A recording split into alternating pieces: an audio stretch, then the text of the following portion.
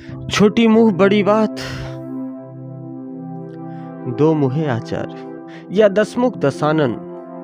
सिद्धि अच्छा हुआ तुम मधुमेह प्याले को त्याग कर योग अध्यात्म के पथ पर चल पड़ी। चलते रहो, निश्चित तुम्हें अध्यात्म की गति का लाभ मिलेगा। तुमने जिनका उदाहरण दिया, मैं उन लोगों को जानता हूं। रावण के 10 मुख तुमने सुना होगा। तुमने 10 मुख दसानन की तस्वीर भी देखी होगी।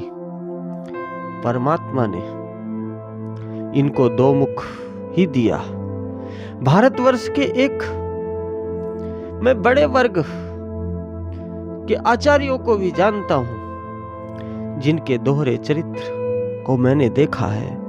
बसंत पंचमी की रात थी, कुंभ का शाही संग कुछ समय मैंने व्यतीत किया। उनका मैं आचरण भी समझता रहा। फिर एक दिन उन्होंने तुलसीदास की एक पंक्ति सुनाई कि चलत दसानन अवनि ही डोल, और फिर रावण के चरित्र का व्याख्यान करने लगे, रावण की प्रशंसा करने लगे। बिल्कुल गवारू मूर्खतापूर्ण व्याख्यान का उदाहरण दे रहे थे। रावण की तरह कभी कभी लोगों का मन हो जाता है और क्रोध में पूरे घर को उठा लेते हैं। बिल्कुल गवारू बात। मैं इसलिए कहता हूं गवारू कि रावण केवल अहंकार, क्रोध, रावण का हमें समझ में आता है। रावण की उसके पीछे राजनीति, रावण की युद्ध नीति, अध्यात्म नीति को पहले समझ लो। रावण की अद्भुत युद्ध नीति, सीताहरण तुम्हारे लिए ठीक नहीं होगा।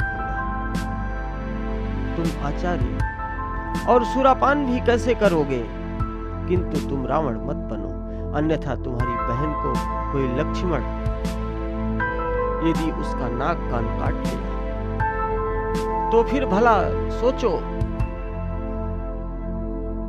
तुम्हारी प्रतिष्ठा का क्या होगा।